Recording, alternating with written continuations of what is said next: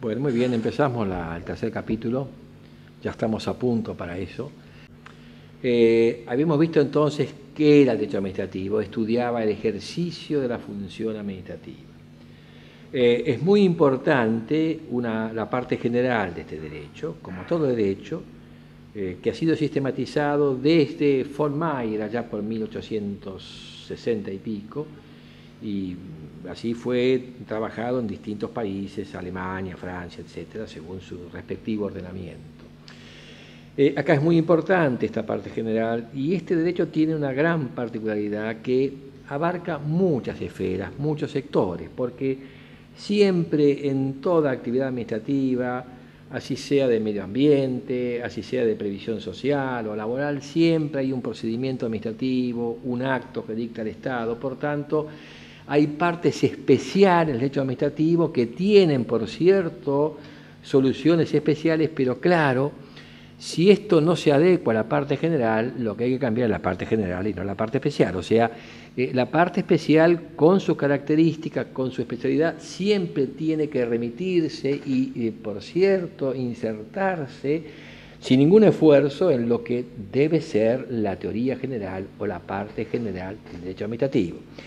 Y esto me parece que hasta ahora va ocurriendo así con la teoría general que se ha esbozado en nuestro país, que normalmente proviene de la literatura española, porque España fue nuestra madre patria, porque España fue la que nos dictó nuestro ordenamiento hasta la independencia, y porque en derecho público seguimos mucho, sobre todo en derecho administrativo, seguimos mucho al régimen español, quizás al francés a través de España, pero ahí entonces ahí se ha ido bosquejando este derecho administrativo y se ha ido adecuando a las diferentes actividades que la administración hace, que hay que insertarlas dentro de este esquema.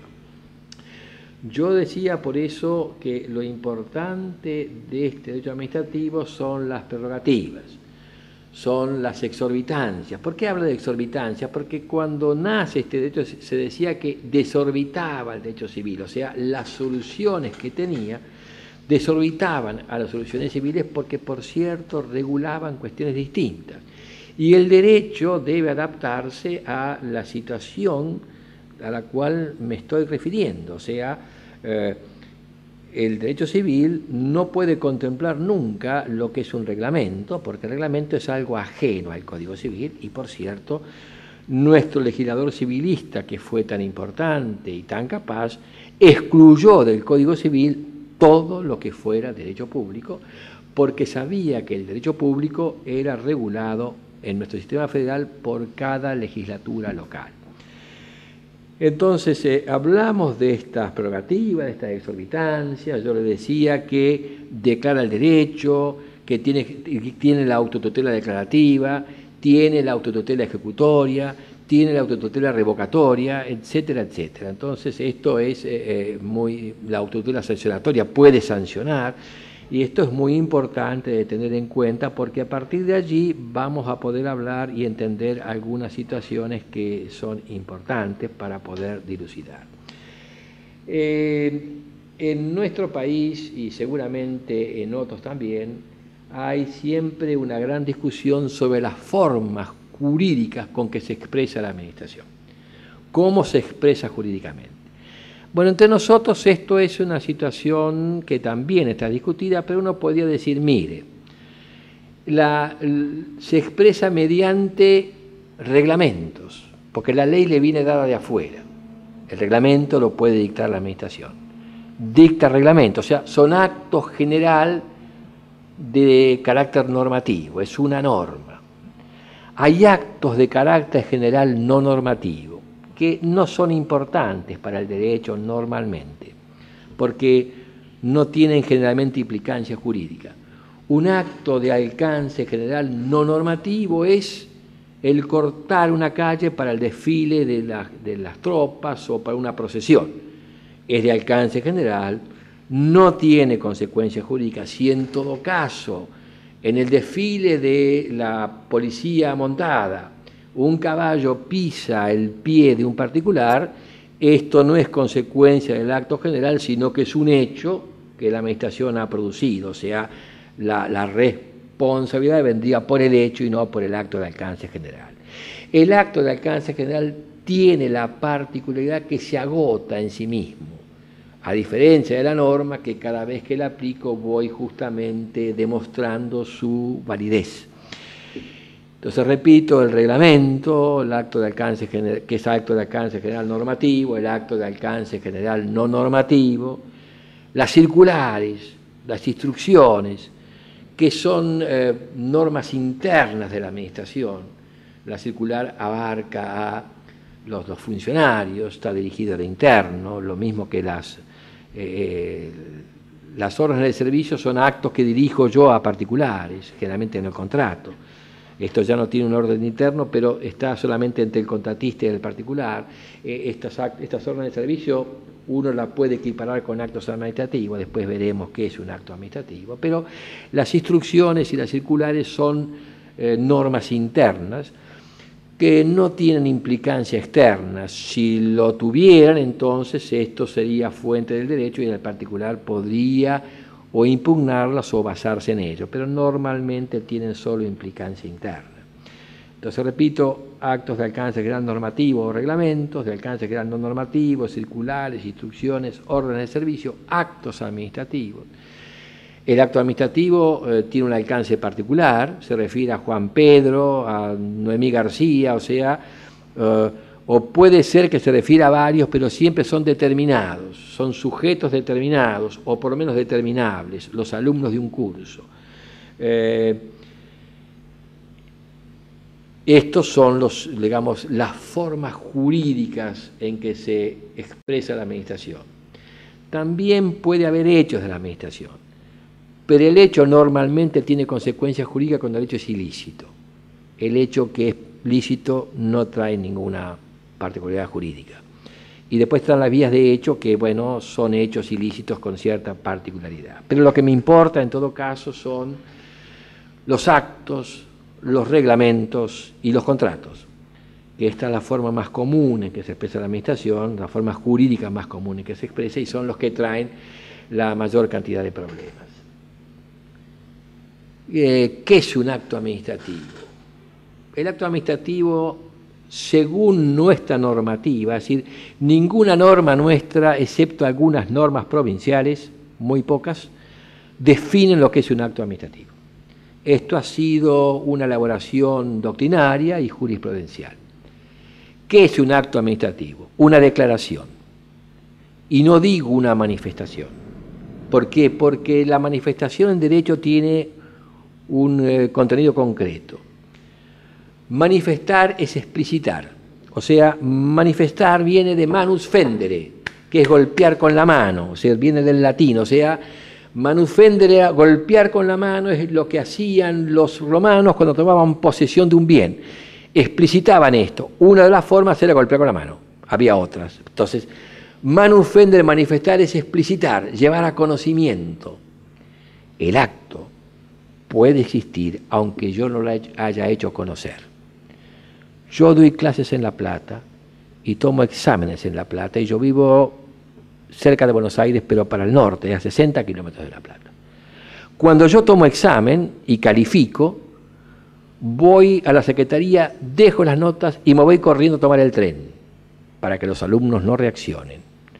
El acto ya existe, yo ya me fui, ya lo firmé, no se explicitó, los alumnos no lo conocen, no se manifestó, pero el acto existe. O sea, lo importante, en todo caso, el acto no será eficaz, no producirá efectos, pero ya a mí me obliga de alguna manera a mí que tome el acto. O sea, por eso hablamos de una declaración.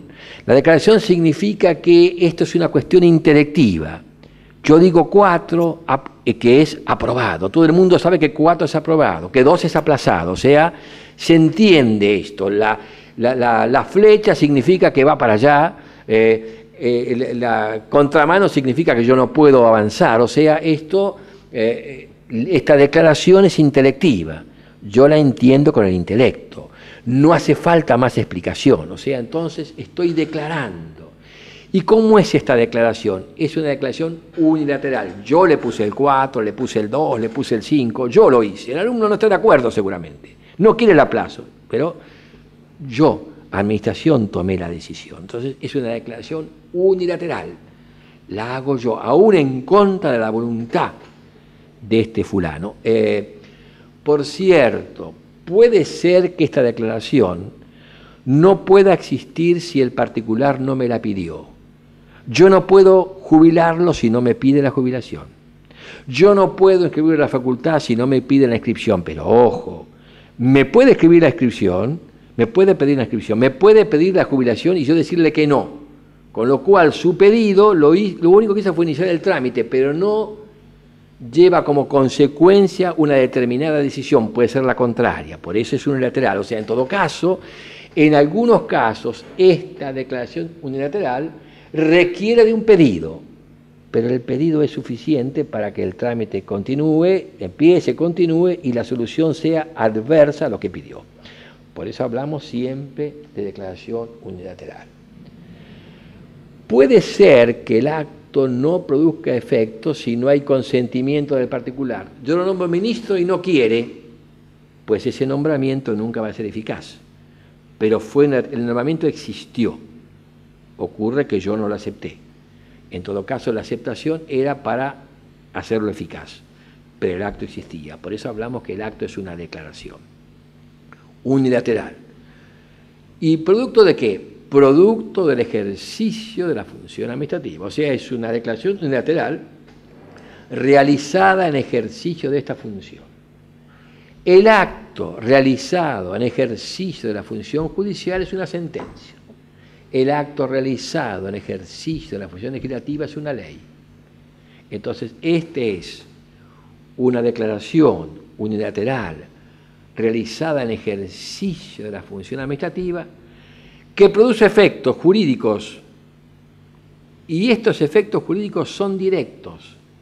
El 4 es aprobado, el 2 es aplazado. Si cuando ve el 2 el alumno sabe que está aplazado. No hace falta nada más. O sea, le produzco un efecto jurídico directo, perdió el curso. Y además es de alcance individual, de alcance particular. El que sacó 4 fue fulano, el que sacó 2 fue mengano. O sea, es de un sujeto determinado o determinable. O sea, está referido a determinada persona o a determinadas personas. No es general, es unilateral. Esto es el acto administrativo, por lo menos acá en general, así las normas califican, denominan o dan a entender, porque no lo definen, qué es el acto administrativo.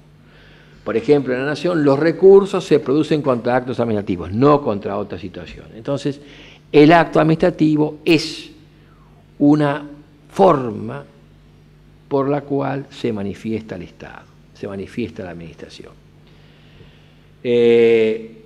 Si el acto no produce efectos jurídicos directos, por ejemplo, un dictamen de un asesor jurídico, es un acto jurídico.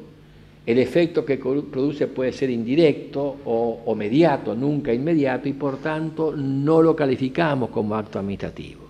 Es un acto jurídico de la administración, en todo caso un acto de trámite que lleva el acto administrativo, pero no es un acto administrativo, y la prueba está que un dictamen yo no lo puedo recurrir porque no es un acto administrativo. ¿Qué pasa si la administración dicta un acto que se rija por derecho privado? Esto es bastante poco frecuente. En todo caso, aquellas cuestiones jurídicas que pueden regirse por derecho privado en la administración son normalmente los contratos.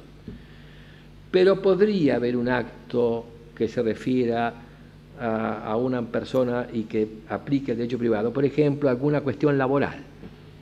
Es probable que en laboral ocurra una situación semejante. No es muy común, pero podría ser. ¿Este es un acto administrativo? No, porque el régimen no es administrativo. En todo caso, será administrativo lo que hace la competencia, lo que hace el procedimiento, pero el fondo del acto, el objeto, está regido por otro derecho. Y solamente se considera acto administrativo aquel acto cuyo objeto se rija por el derecho administrativo. A esto volveremos después. Entonces, el acto administrativo tiene estas características, ¿no? Es una declaración unilateral realizada en ejercicio de la función administrativa que produce efectos jurídicos directos de alcance individual o particular. ¿En qué se asemeja este acto administrativo, esta declaración de voluntad a la declaración de voluntad de un particular? Vamos a hablar de la declaración de voluntad, aunque esto habría que luego precisarlo. El particular, mientras sea capaz, puede hacer una declaración de voluntad que no sea ilegítima. Digamos, puede decidir lo que quiera, contratar como quiera. Acá no es así, porque el Estado debe basarse en un principio, en el Estado de Derecho, por cierto, la Administración debe actuar de acuerdo al principio de juridicidad. En general se habla de principio de legalidad, esto es lo más común, la terminología más común que se emplea, porque está tomada de Francia, la Revolución Francesa, donde la ley era lo máximo y lo único. Cuando acá hablamos de legalidad, seguimos esta terminología, pero entendemos que no nos referimos solamente a la ley, sino que nos referimos a que debe actuar de acuerdo al ordenamiento, ya sea los tratados supranacionales de derechos humanos, que entre nosotros están todos incorporados a la Constitución, algunos tratados internacionales que pueden no estar en la Constitución, como el de ética pública, tiene valor por encima de la Constitución, o por lo menos como la Constitución. O sea, lo que es el bloque de constitucionalidad, por entenderlo así, los tratados de derechos humanos y la Constitución, la ley, el reglamento, los principios generales del derecho, todo esto hace el ordenamiento. La Administración debe actuar de acuerdo a la juridicidad, no puede actuar como quiera. Así como el particular es capaz, mientras no entre dentro de algunas de las incapacidades que habla el Código Civil y que haya sido declarado tal, declarado demente, por ejemplo, el particular, siendo mayor de edad, es capaz, incluso en algunos casos es capaz sin ser mayor de edad, dependerá de qué asunto estoy hablando. Pero bueno, la norma, mientras le permita actuar con capacidad, puede hacer lo que quiera dentro de lo que es, dentro de lo que no sea un delito. En cambio acá la situación es diversa. El principio de juridicidad lo que hace es determinar qué puede hacer la Administración. En la Constitución Nacional tenemos lo que se llama, lo que se suele denominar como el principio de la capacidad del particular. O sea, lo que decimos que el particular, lo que dice la Constitución, que el particular puede hacer todo lo que no esté prohibido. Esto se conoce entre nosotros como el postulado de la permisión. Está permitido todo lo no prohibido. En cambio, acá la situación es diversa. El Estado puede hacer, cada poder puede hacer, cada órgano puede hacer todo aquello que una norma expresamente lo habilita a hacer. O sea, la norma no me dice qué es lo que no puedo hacer, sino es la que me habilita a actuar. Yo soy competente cuando una norma me otorga tal facultad, en forma expresa o razonablemente implícito en lo expreso. O sea, entonces, solamente el Estado, cada poder o cada órgano, todo el poder puede hacer lo que expresamente está autorizado a hacer por medio de una norma en forma expresa o que razonablemente surja de lo expreso. Esta norma es la Constitución para los poderes, son las leyes o reglamentos para los distintos órganos. Entonces, acá no juega el postulado de la permisión. Por tanto, está mucho más limitado el Estado, o sea, puede dictar el acto administrativo a aquel órgano que previamente fue declarado competente para hacerlo. Si no, el acto va a estar viciado, o sea, que se diferencia mucho del particular y su autonomía de voluntad, porque esta está o se puede basar en el postulado de la permisión. Esto, en cambio, solamente se basa en una autorización previa. Entonces, hay una vinculación positiva a la ley, puedo hacer lo que me permite, y no una vinculación negativa como tiene el particular respecto a su autonomía de la voluntad, o sea, puede hacer todo aquello que no esté prohibido. Esto entonces es una situación muy importante. De todas maneras, esto es bastante parecido a lo que ocurre con las personas jurídicas privadas también, donde rige el principio de la especialidad.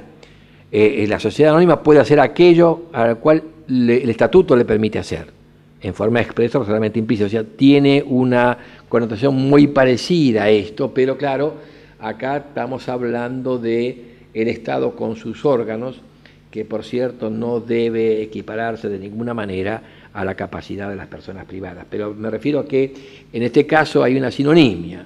Principio de especialidad, acá en todo caso el principio de adecuarse a la norma que permite actuar de una manera o de otra. El órgano, cuando un órgano dicta un acto, esta actuación del órgano mientras sea competente es imputable al Estado, porque es uno de sus órganos. El Estado se maneja por órganos, el Estado actúa por órganos, cada órgano actúa dentro de su competencia y hay un conjunto orgánico que forma el Estado. Por tanto, esto es lo que caracteriza. Yo no puedo equipararlo exactamente a lo que son, digamos, la capacidad de los representantes legales particulares de una entidad privada, porque el Estado actúa con órganos. En todo caso, el representante legal del Estado es el presidente o el gobernador en caso de las provincias. ¿Y él qué puede hacer? Puede hacer todo lo que la respectiva Constitución le permite hacer. Él es el que representa legalmente a este Estado. Por cierto que en juicio actúa a veces con algún representante especial, que son en provincia los fiscales de Estado, o en la Nación el Procurador General, pero en todo caso para la defensa en juicio es limitada a esa cuestión. Ni el fiscal de Estado, ni el Procurador del Tesoro representan al Estado nada más que como abogados en el juicio respectivo. Cuando el Estado actúa, puede actuar de diversas maneras, pero lo importante es cómo actúa ante un caso. Bueno, el Estado tiene que actuar con competencia. Ahora, esta competencia la puede ejercer de diversa manera. Puede ser que una norma me predetermine cuál es la actuación que debe hacer el Estado. O sea, me determina la norma qué es lo oportuno en ese caso. Me dice, dado que tiene 6 faltas, se queda libre. A mi funcionario me puede parecer que 6 faltas es mucho o es poco para quedarse libre. Pues no importa lo que a mí me interese, porque la norma dice cuál es la consecuencia. Dado tal cosa, pasa tal otra. Acá entonces está reglado. Me dice la conducta que yo como funcionario debo seguir, la que la norma me impone. Dado 6 faltas, se queda libre.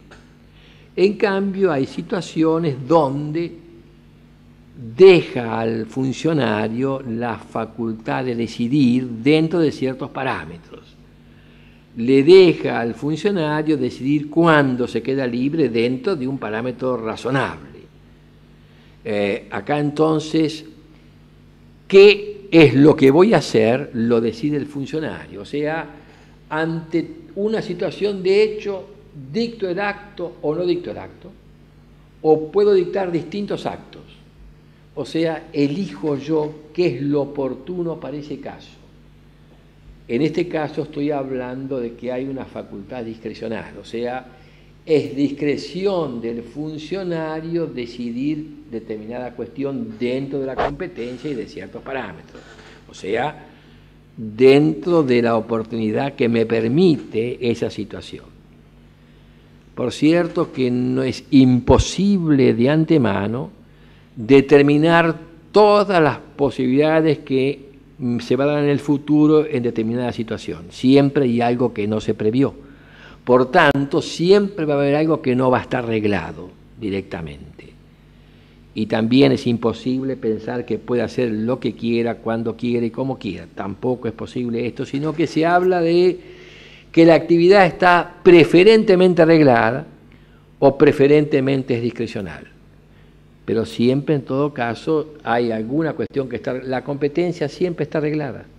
La competencia es previa al acto. Ese es el órgano que puede actuar regladamente o discrecionalmente. El procedimiento también suele estar arreglado. ¿Cómo se llega en el trámite a eso? En todo caso, lo que puede estar discrecional es el objeto. En todo caso, la finalidad, que podrá ser una u otra, siempre interés general, pero bueno, podrá ser particularmente una u otra cuestión, siempre y cuando esté dentro de interés general.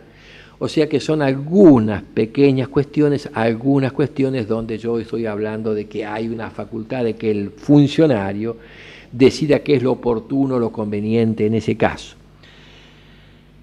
Por eso hablamos de que es preferentemente de una manera o preferentemente de otra.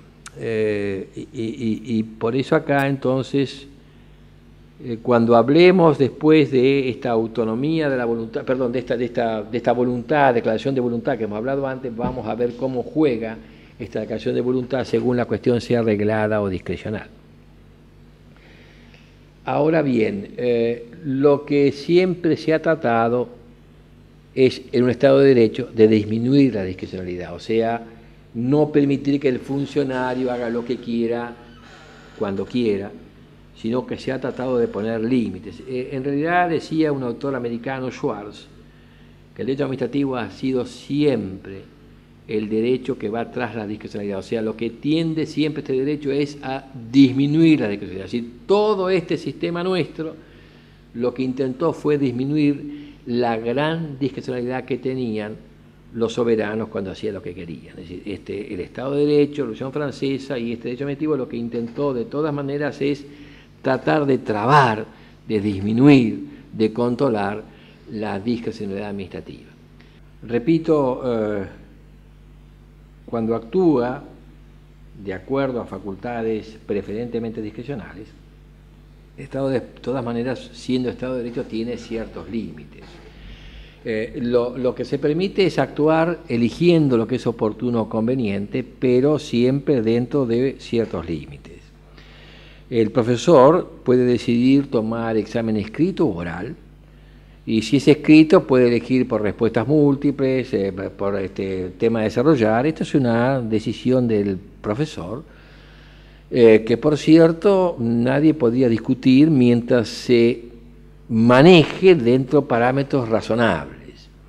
Si el profesor decide tomar respuestas múltiples en 2 horas, 5.500 preguntas, lo más probable es que esto exceda de lo oportuno o de lo razonable, porque no está proporcionado el tema o la cantidad de preguntas al tiempo. O sea que estos límites a la discrecionalidad son la razonabilidad, la proporcionalidad, la buena fe, o sea, todos estos principios normales que existen en el derecho. Cuando se exceden estos límites, ya yo no estoy en lo oportuno o conveniente, sino en lo ilegítimo. O sea, me excedí de lo que me dieron para elegir la oportunidad, porque elegí algo que creí que era oportuno, pero fuera de lo razonable, fuera de lo proporcionado. O sea, ya estoy en la arbitrariedad. Entonces, son unos principios jurídicos elásticos, así lo llamamos nosotros, porque dependerá de cada caso, cuando esto excede lo meramente oportuno para entrar ya en lo que es ilegítimo. O sea, ya me excedí de esta esfera donde yo como funcionario podía actuar, y actuando así ya traspasé lo que es lo que me permite un Estado de Derecho. ¿Cuándo hay desproporción? ¿Cuándo algo es irrazonable? Bueno, habrá que verlo en cada caso, y esto lo debo manejar como un buen padre de familia, como es el estándar normal de una sociedad entre lo que considera razonable y irrazonable. La Escuela Ecológica del Derecho, entre nosotros, con Cosio, decía, mire, algo es arbitrario cuando yo digo 2 más 2 es 5, sabiendo que 2 más 2 es 4. Si yo no sé que 2 más 2 es 4, esto es muy fácilmente determinado lo arbitrario. Lo otro es una cuestión más de ver en cada momento, dilucidar cómo es la cuestión, porque a veces es muy clara esta arbitrariedad, porque se persigue un fin que no es el querido por la ley, o se tiende a perjudicar, o nada más es un capricho del funcionario. La doctrina ha tendido a tratar de quitarle la posibilidad de que actúe con discrecionalidad a la administración, buscando una nueva figura que es el de los conceptos jurídicos indeterminados. Se dice que en determinado caso se debe tomar una sola decisión y esa única, no hay otra posible. Por ejemplo, el menor precio es tal y no puede ser otro. Esto según y conforme, a veces puede ser que sea así y a veces puede ser que no sea así. En caso nuestro, este país, a veces con mucha inflación, no siempre el menor precio es la menor cantidad a pago al contado, sino que hay que ver un montón de circunstancias más. Por tanto, también hay que apreciar qué puede pasar en el futuro, y ahí no digo que sea una total discrecionalidad, pero sí que justifica una serie de situaciones que a lo mejor varias soluciones pueden ser óptimas en este momento sin que yo sepa qué puede pasar en el futuro. El tema de los conceptos jurídicos indeterminados que nació en Alemania, ya incluso la doctrina y la jurisprudencia ya la están abandonando porque no es un principio muy certero. Hay casos donde es posible que haya una única solución, pero en ese caso estoy ante situaciones técnicas, o sea, la técnica me remite a tal situación y no a tal otra. Cuando la situación no se da con temas técnicos o científicos, sobre todo técnicos, entonces me parece que debo inclinarme por lo discrecional y por tanto ver si se ha violado o no esta discrecionalidad. Hoy en día, por la situación, lo cambiante de las situaciones, por una serie de circunstancias, decía un autor americano, Davis, que es cuanto más se maneja la administración con discrecionalidad. Entonces lo que hay que hacer es ponerle ciertos límites a esto, y estos límites hay que manejarlo con sumo cuidado y con suma prudencia, pero por cierto manejándose con los principios generales del derecho. Nosotros debemos pensar que la administración actúa en el Estado de Derecho, pero debe hacerlo fundamentalmente con equidad. Las soluciones, muchas veces, soluciones sociales, se deben basar en la equidad. Y esto es una situación a tener en cuenta. Y la equidad requiere muchas veces una posibilidad de discreción en un determinado número de soluciones para casos determinados. Pero por cierto, esta discrecionalidad no puede ser absoluta, sino que tiene los límites que de alguna manera hemos visto. La finalidad, cuando dicte un acto, viene determinada por la norma. La finalidad de la norma es el interés general, el bien común. Esto entonces el funcionario no puede apartarse de esta finalidad. Por eso cuando la ley habla de la finalidad como elemento del acto o como requisito del acto, dice no puede perseguir otros fines que lo que la ley quiere, porque muchas veces parecen perseguirse los fines de la norma y sin embargo el fin es desviado, se persigue otro fin, un fin personal, un fin de la administración, un interés de la administración, es decir, entonces esto no debe equipararse en absoluto al fin de interés general que tiene la norma. El interés está plasmado en la norma que dice qué solución debo tomar, o me da a mí la oportunidad de elegir entre varias soluciones posibles. Lo que importa de la discrecionalidad es que para que haya discrecionalidad y pueda optarse en esto, la decisión una u otra, tiene que ser jurídicamente intrascendente. O sea, al derecho no le importa cómo se toma el examen, sino que el examen se tome como corresponde y que se apruebe al alumno que sabe. Entonces no le importa que sea oral o escrito, o respuestas múltiples, temas de desarrollar, sino lo que le importa en todo caso es que aprueben los alumnos que han estudiado la materia. Entonces, por eso el interés general, el bien común, es un interés que la norma de alguna manera determina para la solución, y esta es la que debe seguir el funcionario sin apartarse de este. Nosotros, cuando hablamos del acto administrativo o del reglamento o del contrato y la posibilidad de que esto sea revisado administrativamente o judicialmente, muchas veces ponemos o hacemos énfasis en la legitimación que se tiene que tener para recurrir, para reclamar o para accionar. Este problema de la legitimación en administrativo es un problema bastante sinuoso y bastante dificultoso. En realidad suelen distinguirse el derecho subjetivo, el interés legítimo, el derecho colectivo y el interés difuso, o el interés simple. Estos son situaciones jurídicas subjetivas distintas que tiene cada particular o cada entidad en un determinado momento. Esto tiene mucho que ver con la legitimación para obrar en el proceso civil o en el proceso administrativo.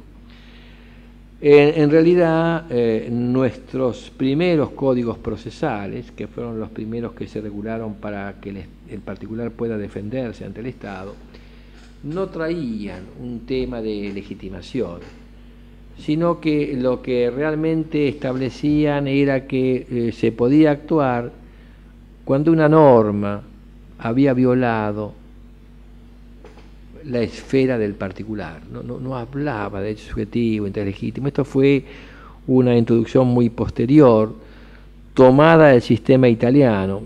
Acá no se ha, excepto Linares, que algo esbozó sobre el tema, no se ha estudiado profundamente la influencia que el derecho fascista tuvo en ciertos aspectos del derecho administrativo.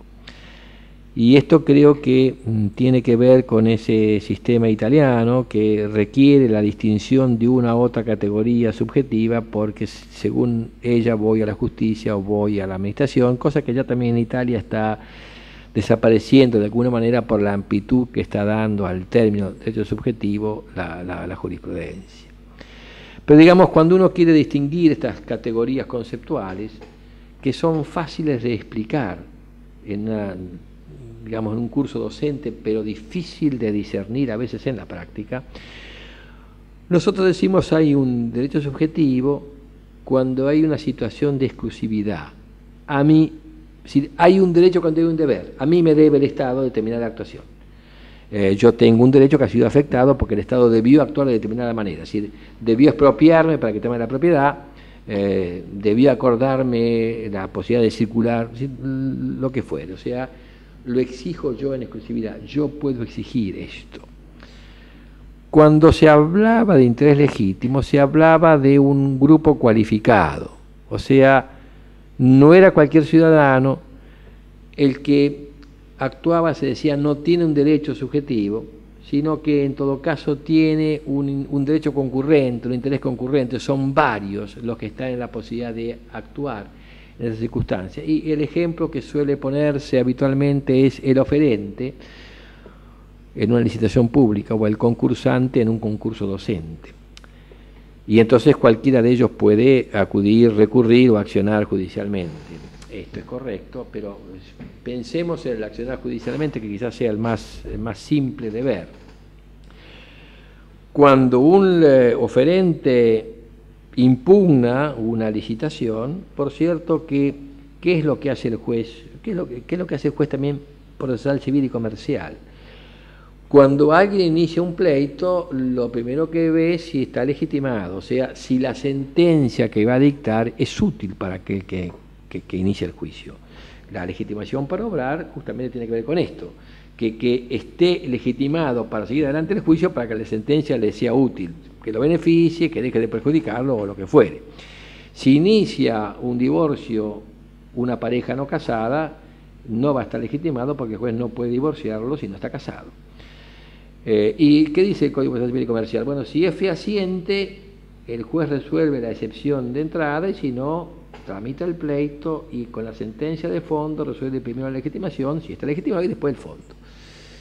Acá es más o menos igual, o sea, acá hace falta esto porque es más complicado el juicio administrativo, el juicio contencioso, por tanto, entonces, inicia un pleito, es un oferente, bueno, si es un oferente, evidentemente, uno sabe que es uno de los que está concursando o participando en la licitación, vamos a ver qué quiere, dice el juez, y entonces resuelve el fondo.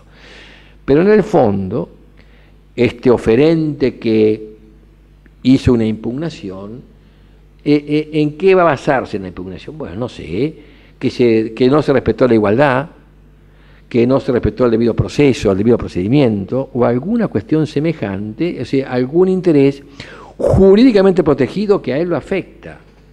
Que, por cierto, la decisión va a afectar a todos los demás oferentes, esto es cierto, pero él lo hace por él, y tiene un interés jurídicamente protegido él.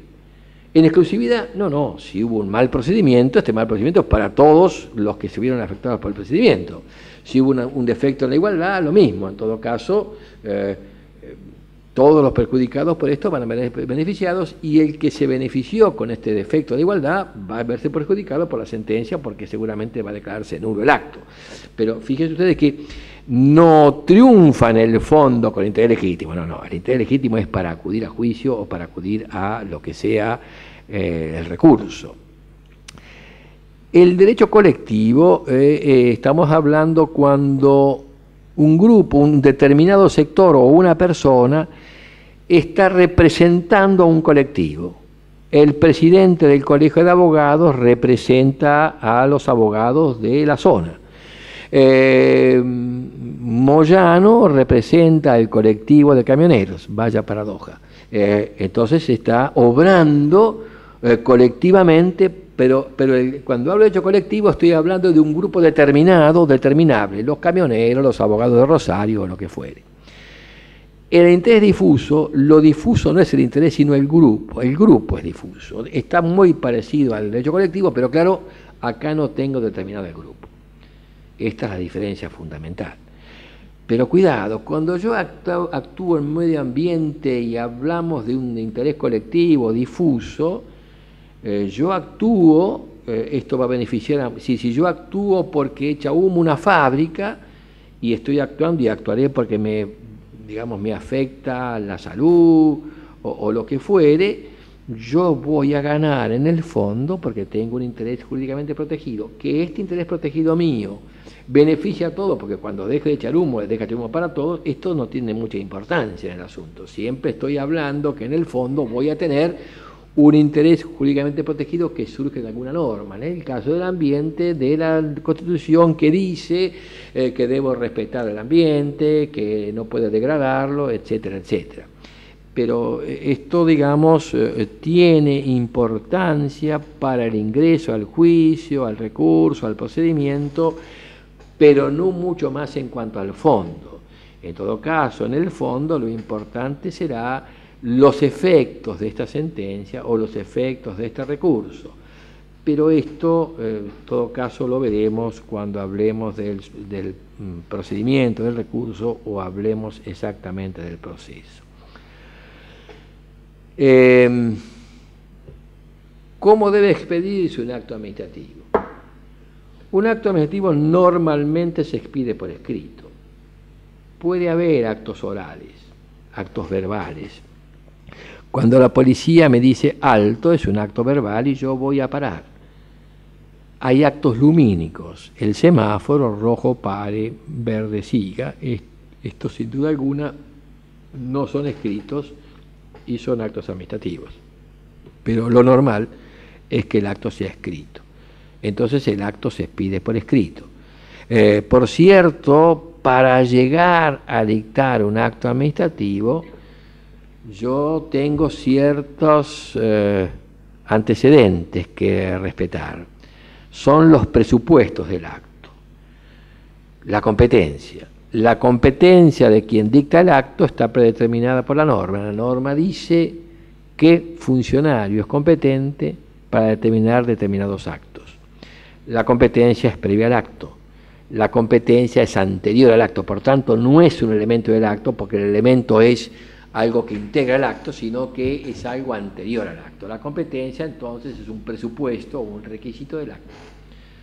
Lo mismo la causa, que es la causa, los motivos que llevan a dictar el acto, o sea, los antecedentes de hecho o de derecho que llevan al funcionario competente a la necesidad de dictar el acto. Por tanto, la causa y motivo es lo mismo, algunos distinguen con alguna sutileza, pero no vale la pena hacerlo en este curso. O sea, la causa es la causa fuente del acto. El acto tiene un objeto. El objeto del acto es lo que el acto decide, lo que el acto certifica, lo que el acto opina. El objeto tiene que ser como cierto, determinado, determinable, física y jurídicamente posible. Son los mismos requisitos que normalmente el Código Civil trae para el objeto del acto jurídico. No hay acá grandes diferencias. En todo caso, lo que la norma exige, porque te estoy hablando de un trámite donde el particular normalmente interviene, el objeto me dice que el particular debería ser escuchado previamente a dictar el acto, excepto algún acto que amerite no escucharlo, como la clausura inmediata por razones de higiene, aunque puede pedirse en ese momento que se hace que él siquiera haga el descargo. Pero lo cierto es que siempre se requiere, si es posible, la audiencia previa o ir al particular. Y dice la norma nacional, la administración puede dictar el acto resolviendo cuestiones no planteadas por el particular, siempre y cuando escuche al particular sobre estas cuestiones que en su momento no planteó. O sea, puede la administración traer para la solución algún nuevo elemento, pero para esto debe escuchar previamente al particular. Y esto es sumamente importante porque está hablando de la debida audiencia previa al acto, que es algo muy importante que en todo Estado de Derecho debe tratar de protegerse, o sea, la debida defensa del particular previo al dictado del acto. Pero entonces el objeto es esto, y fíjense que en algún momento dijimos que en todo caso en el objeto podía ser que rigiera el derecho privado y no el derecho administrativo. Pero en ambos casos el objeto civil o el objeto administrativo casi que son coincidentes por las respectivas normas del Código Civil y de la Ley de Procedimiento. Entonces el objeto es lo que el acto resuelve, decide, certifica, opina, registra. El acto debe estar motivado. La motivación es explicitar la causa, los que ha surgido del trámite y los fundamentos del acto, fundamentos jurídicos, o sea, los fundamentos de hecho y los fundamentos jurídicos. La motivación es esencial en todo sistema republicano de gobierno para saber por qué se dictó tal acto, cuáles fueron las causas que llevaron a la administración a dictar el acto. Por eso entre nosotros siempre se ha dicho que con mayor razón debe motivarse el acto discrecional, porque justamente como el que eligió que era lo oportuno para dictar el acto fue el funcionario, tiene que explicitar las causas por qué creyó que este acto era oportuno, porque es la única forma de controlar si no hubo desviación de poder, si no hubo arbitrariedad, si no hubo razonabilidad, si no fue desproporcionado. Entonces, porque el acto reglado es más fácil de explicitar, de motivar.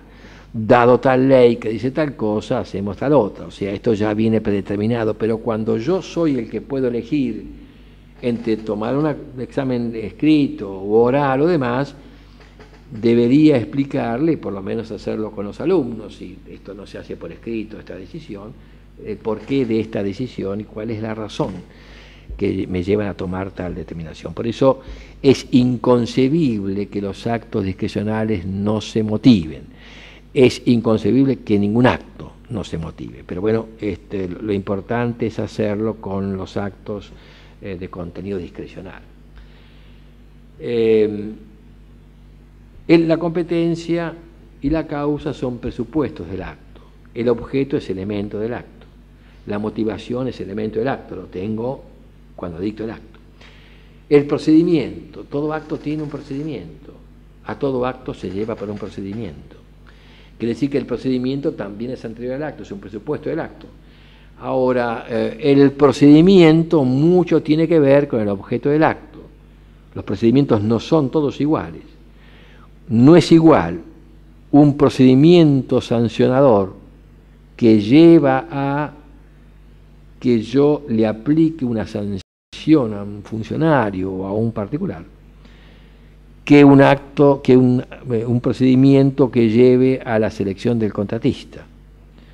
Son muy distintos los objetos, seleccionar al contratista o sancionar, son muy distintos los procedimientos que llevan a él. Y así, indefinidamente, según el tipo de objeto del acto, así va a ser el procedimiento. El procedimiento tiene que estar de acuerdo con el objeto del acto, pero el procedimiento es anterior al acto. También es importante como elemento la forma que lleva el acto. La forma es el conjunto de formalidades que acompañan al acto, son elementos del acto. Nuestra legislación no contempla al procedimiento dentro de la forma como hacen algunos doctrinarios. El procedimiento es previo al acto, las formas son concomitantes al acto, la forma en que yo expido el acto. Tampoco la notificación tiene que ver con la forma. La notificación no tiene que ver con el acto, sino con la comunicación del acto. Por eso la notificación es algo aparte del acto. Es decir, puede ser que esté viciada la notificación y no el acto, o que esté viciado el acto y sea perfecta la notificación.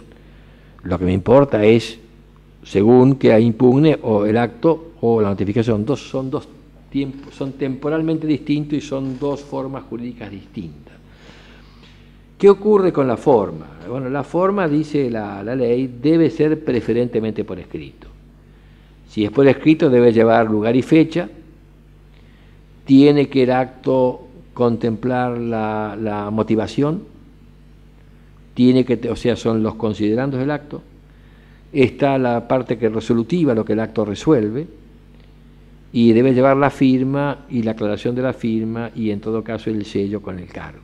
Estos son los requisitos de forma normales que trae el acto común, el acto del procedimiento común. Después habrá procedimientos distintos o requisitos distintos en la forma según los distintos tipos de objetos, distintos tipos de actos que se dictan en consonancia. Pero en principio lo que es el procedimiento común, el procedimiento general, el acto debe llevar estas formalidades: lugar, fecha, motivación, resolución y por cierto la firma y la aclaración y el sello. Estos son lo que se ha llamado, me queda la finalidad, que, bueno, la finalidad está prevista en la norma para dictar el acto y después la finalidad estará también determinada en el acto. O sea, es previa al acto en un caso y va conjuntamente con el acto, ser un elemento del acto en el otro. Por eso los elementos son el objeto, la motivación, la finalidad en cuanto a la que va en el acto y la forma. Y los presupuestos son los otros, o sea, la competencia, la causa, el procedimiento y en todo caso la finalidad que en forma general trae la norma que habilita a dictar el acto.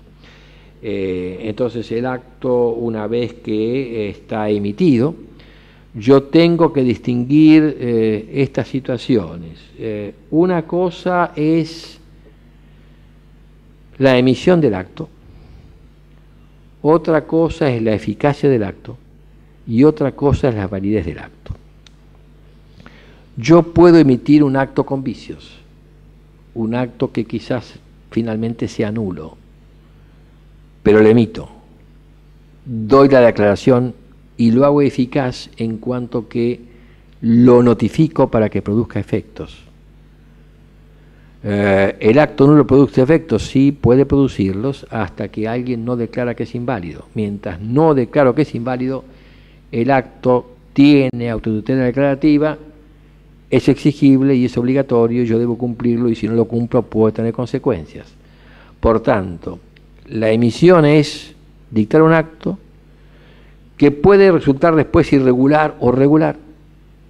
Yo puedo tener un acto regular y nunca efectivizarlo, nunca lo notifico, o un acto irregular que notifico, y después viene la invalidez, hasta que un órgano competente, administrativo o judicial, no lo invalida, el acto pudo producir efectos. La invalidez es para que no produzca efectos, pero entre que produzca efectos, lo hago eficaz, y alguien lo declara inválido, puede pasar mucho tiempo y producir efectos con todas las consecuencias que esto tiene. Por tanto, no debo confundir emisión con eficacia con validez. La invalidez es para que no produzca eficacia, pero la verdad que juegan en tiempos distintos. Entonces, no puedo confundir esta situación. El acto es exigible, es obligatorio, a veces se ejecuta de oficio, y siempre se dice que el acto se presume legítimo, lo cual es cierto. Pero esta presunción de legitimidad ha traído algunos inconvenientes prácticos. La verdad que cuando a mí me enseñaron Derecho Constitucional, no me dijeron que se dictaba la ley, era obligatoria y para evitar cumplirla debía cuestionar su inconstitucionalidad ante un juez. No me dijeron que la ley se presumía legítima, y es correcto, sí, la ley se presume válida. No necesitaron explicármelo, porque uno entendía que la ley produce efectos y por tanto, hasta que alguien no la invalide para que no produzca efectos, no hay forma alguna de incumplirla. En procesal nunca me dijeron que la sentencia se presumía válida. Me dijeron, mire, hay que recurrirla en tal plazo porque si no queda firme, usted apélela, y por cierto que se presume válida hasta que el juez superior no la revoca.